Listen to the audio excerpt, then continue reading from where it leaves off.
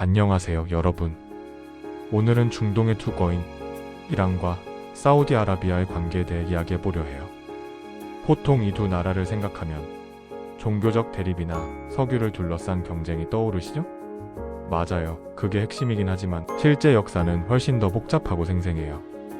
고대 사막에서 시작된 이 이야기는 우정과 배신, 전쟁과 화해가 뒤섞인 드라마예요. 제가 천천히 풀어가 볼게요.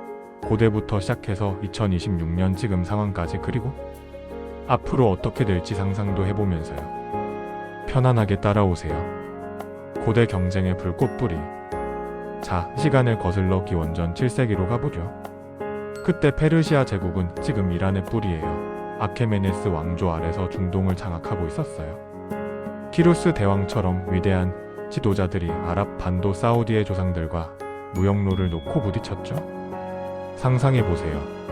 끝없는 사막에서 낙타 캐러반이 실크와 향신료를 싣고 오가는데 페르시아 상인들은 세금을 거두려 하고 아랍 부족들은 자유를 지키려 칼을 쥐는 거예요.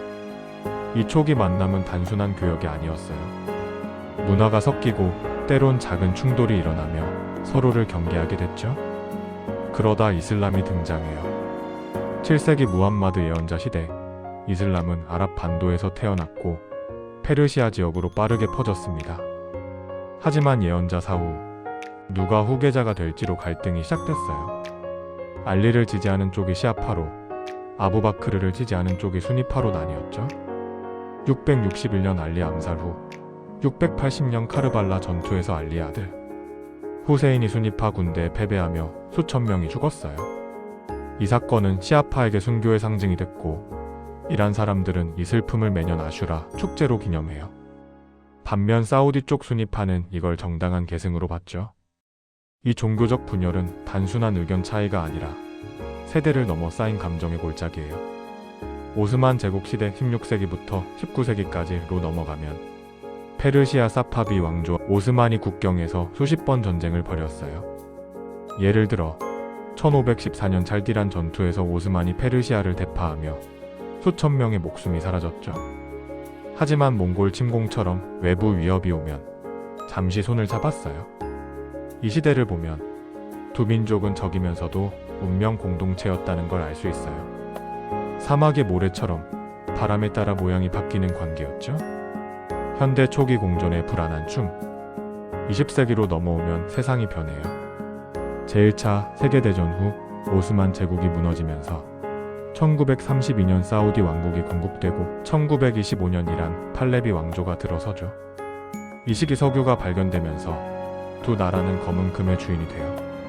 1960년 오핏이 장설 석유 수출국 기구에서 이란의 모하마드 레자 샤와 사우디의 파이살 왕이 함께 앉아 가격을 논의했어요. 상상해보세요.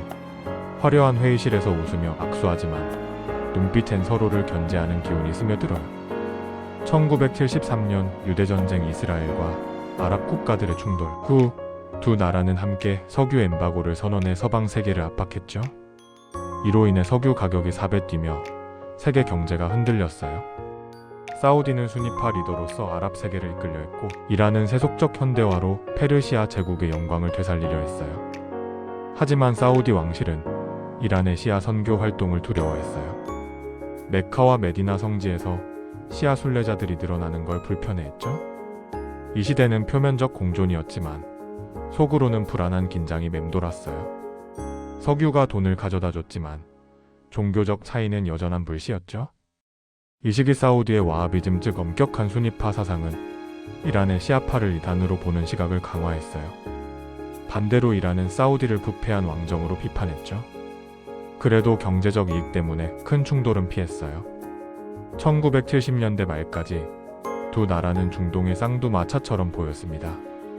1979년 혁명은 척대화의 폭발. 1979년 이란에서 세상이 뒤집어집니다. 테헤란 거리에서 수백만 명이 모여 팔레비 왕조를 무너뜨리고 프랑스에서 돌아온 아야톨라 호메이니가 이슬람 공화국을 선언해요. 이 혁명은 단순한 정권 교체가 아니었어요. 호메이니는 이슬람 혁명을 중동 전체로 퍼뜨리려 했죠. 사우디를 미국의 꼭두각시이자 부패한 왕정으로 몰아세우며 시아파를 억압한다고 비난했어요. 메카 성지에서 시아 순례자들이 반사우디 시위를 벌이다 충돌하는 사건이 찾아졌어요. 1987년 메카 순례 폭동에서 400명 이상이 죽었죠. 1980년 이란과 이라크 전쟁이 터지면서 사우디는 사담 후세인 이라크를 지원했어요. 100억 달러 이상의 돈과 무기를 보내며 이란을 고립시켰죠. 전쟁은 8년 동안 이어지며 화학무기와 미사일 포격으로 100만 명 이상이 희생됐어요. 이란 아이들이 전선으로 보내지는 장면, 사막에서 포탄이 터지는 소리. 이 전쟁은 두 나라 관계를 돌이킬 수 없는 골로 만들었어요. 사우디 입장에서는 이란의 혁명이 사우디 내 시아 소수민족을 자극할까 두려웠고, 이란은 사우디를 배신자로 봤죠. 혁명 후 이란은 혁명 수출을 시도했어요. 사우디 동부 시아 지역에서 반정부 운동을 부추기며 긴장이 고조됐습니다. 이 시기는 척대와의 정점, 중동의 불꽃이 가장 밝게 타오르던 때예요. 대리전쟁과 사막의 그림자 싸움. 2000년대로 들어서면서 직접 전쟁 대신 대리전쟁이 주 무대가 돼요. 2003년 미국의 이라크 침공 후 이란은 시아 민병대 마흐디 군대를 지원하며 영향력을 키웠고, 사우디는 순위 반군을 후원했어요. 이라크 거리에서 폭탄이 터지고 종파 갈등으로 수만 명이 죽었죠. 2011년 시리아 내전은 또 다른 불꽃이었습니다.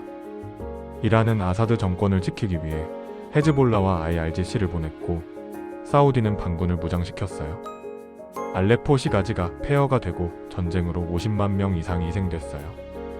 2015년 예멘 내전은 가장 생생한 예죠. 사우디 연합군이 후티 반군이란 지원을 공습하며 학교와 병원이 파괴됐어요. 2022년까지 37만 명 사망. 기아위. 사우디 왕세자 모하마드 빈 살만의 비전 2030에도 타격이었죠. 2019년 이란 배후 의심드론 공격으로 아람코 석유 시설이 불타오르며 세계 석유 가격이 폭등했어요. 2016년 사우디가 시아 성직자 님르 알님르를 처형하자 테헤란 주재 사우디 대사관이 습격당하고 외교가 끊겼어요. 하지만 2023년 중국 중재로 정상화 빈 살만과 이란 대통령 라이시가 악수하는 사진이 화제가 됐죠. 이 화해는 진짜일까요? 아직 불씨가 남아있어요. 현재 2026년의 불안한 평화. 2026년 3월 지금 상황은 여전히 뜨거워요. 이란, 이스라엘, 미국 전쟁으로 이란 미사일이 사우디 영공을 넘나들고 리야드의 경보가 울려요. 사우디는 패트리어트 시스템으로 요격하며 경제 타격을 최소화하려 해요. 빈 살만 왕세자는 이란과 비밀 핫라인을 통해 대화를 이어가지만 미국 로비 소문으로 불신이 쌓여요. 예멘 후티가 사우디 석유 선박을 공격하며 유가 불안정이 이어집니다. 이란의 핵 프로그램 체제로 경제가 무너지면서 사우디에게는 패권 기회지만 지역 불안정으로 사우디의 관광 엔터테인먼트 프로젝트가 지연되고 있어요. 국제사회 유엔과 중국은 중재를 시도하지만 사막의 모래처럼 불안정해요. 최근 사우디와 이란 정상회담 소문이 돌지만 실현될지 미지수예요. 미래 상상과 불꽃의 운명. 앞으로 어떻게 될까요? 낙관적으로 보면 2026년 전쟁 후 이란 내 젊은 세대 변화의 바람이 불어요.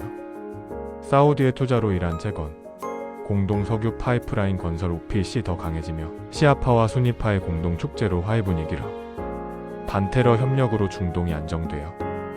비관적으로 보면 대리 전쟁 확대되어 이란의 붕괴로 난민이 사우디로 몰리고 중국과 러시아 개입으로 새로운 분쟁, 석유 위기로 세계 경제 침체가 될 수 있어요. 이 운명은 대화에 달려 있어요. 여러분 생각은 어때요? 사우디와 이란의 역사와 이해관계가 도움이 되셨다면 구독과 좋아요 부탁드립니다. 중동의 불안한 정세를 설명하는데 더 좋은 영상을 만들 수 있는 힘이 됩니다. 감사합니다.